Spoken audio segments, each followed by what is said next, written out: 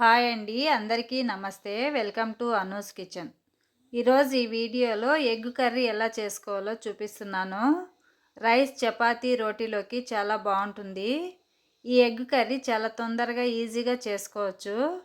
ఈ కర్రీ చేసుకోవడానికి 6 ఎగ్స్ తీసుకొని ఎగ్స్ మునిగే వరకు వాటర్ వేసుకొని ఉడికించుకోవాలి. ఎగ్స్ బాగా ఉడికిన తర్వాత స్టవ్ ఆఫ్ చేసుకొని పక్కన పెట్టుకొని చల్లారిన తర్వాత పొట్టు తీసేసుకొని ఎగ్స్ అన్నింటికి ఇలా ఘాట్లు పెట్టుకోవాలి.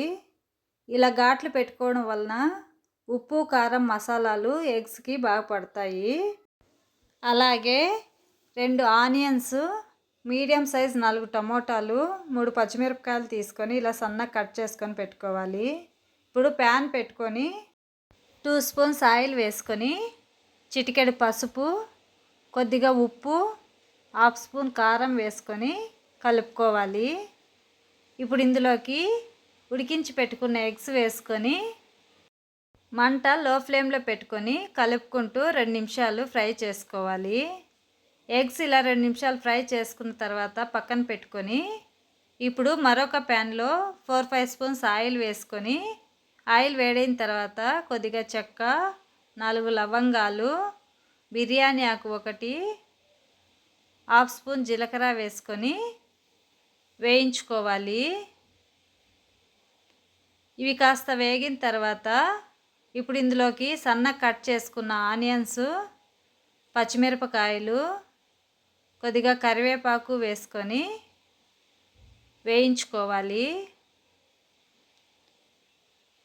ఆనియన్ ఇలా వేగిన తర్వాత ఇప్పుడు ఇందులోకి సన్నగా కట్ చేసుకున్న టమోటా వేసుకొని కలుపుకోవాలి. ఇలా బాగా కలుపుకున్న తర్వాత మూత పెట్టుకొని మీడియం ఫ్లేమ్లో 3-4 నిమిషాలు టమోటా మెత్తగా మగ్గే వరకు మగ్గించుకోవాలి. 3-4 నిమిషాల తర్వాత మూత ఓపెన్ చేసుకొని 1/2 స్పూన్ పసుపు,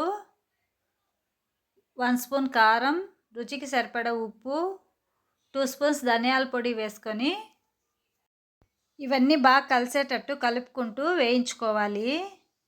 టమోటా, ఆనియన్ ఇలా బాగా మగ్గిన తర్వాత ఇప్పుడు ఇందులోకి గ్రేవీకి సరిపడా వాటర్ వేసుకోవాలి. నేను 1 గ్లాస్ వాటర్ వేసుకుంటున్నాను. వాటర్ వేసుకున్న తర్వాత ఒకసారి బాగా కలుపుకొని మూత పెట్టుకొని మీడియం ఫ్లేమ్లో 4-5 నిమిషాలు ఉడికించుకోవాలి. 4-5 నిమిషాల తర్వాత మూత ఓపెన్ చేసుకొని ఉడికించుకొని ఫ్రై చేసి పెట్టుకున్న ఎగ్స్ వేసుకొని